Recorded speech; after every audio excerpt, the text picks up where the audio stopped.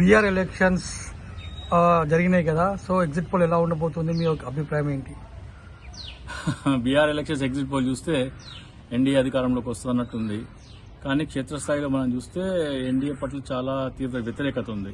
NDA main partner Nitish Kumar వయసు అయిపోవడం వల్ల ఆయనకి మతిమరుపు వచ్చేసేసి చాదస్తం కూడా ఎక్కువైపోయి ఏదేదో మాట్లాడుతున్నాడు ఆయన.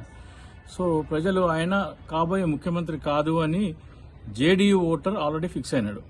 సో ఎట్లాగో నితీష్ కుమార్ ముఖ్యమంత్రి కాదు కాబట్టి మనం మళ్ళీ తేజస్వి వైపు చూద్దాము, కొత్త తరం అవకాశం అని. అట్లాగే 20 సంవత్సరాల్లో నితీష్ కుమార్ పెద్దగా ఉరగబెట్టింది ఏమీ లేదు. పొడి చేస్తాను, అది చేస్తాను, ఇది చేస్తాను వచ్చిన నితీష్ కుమార్ పెద్దగా ఉరగబెట్టింది ఏది లేదు కాబట్టి బీహార్ ప్రజలు మార్పు కోసం చూస్తున్నారు. అయితే ఎగ్జిట్ పోల్ చూస్తే పూర్తిగా ఎన్డీఏకి ఫేవర్గా ఉన్నాయి.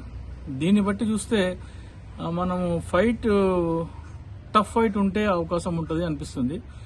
కానీ ఇక్కడ ఎస్ఐఆర్లో చాలా మంది ఓటు డిలీట్ చేయడము, దాదాపు 65 లక్షల ఓటు డిలీట్ చేశారంటే చెప్పడము, అలాగే చాలా మంది పోలింగ్ బూత్ల దగ్గర మా ఓట్లు లేవని తిరిగి వెళ్లిపోవటము, వాళ్ళందరూ చూస్తే మీరు ఎవరు ఓటర్ అంటే మేము ఆర్జేడీ ఓటర్స్ అని చెప్పడము, ఇవన్నీ చూస్తే మళ్ళీ రాహుల్ గాంధీ గారు చెప్పే ఓట్ చోరీ అనేది మనకి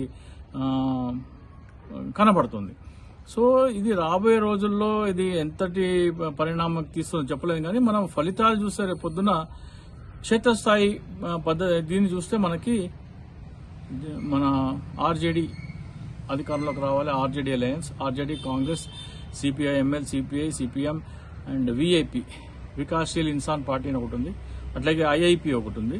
వాళ్ళు 2-3 సీట్లో పోటీ చేస్తున్నారు. వీళ్ళందరితో ఒక మహాగఠబంధన్ అంటారు అక్కడ. సో వీళ్ళందరూ అధికారంలోకి రావాలి. వీళ్ళు లేదు మా ఈవీఎం ట్యాంపరింగ్ అటువంటిది ఏమైనా జరిగితే మళ్ళీ ఎన్డీఏకి అవకాశం వచ్చే ఛాన్స్ ఉంటుంది.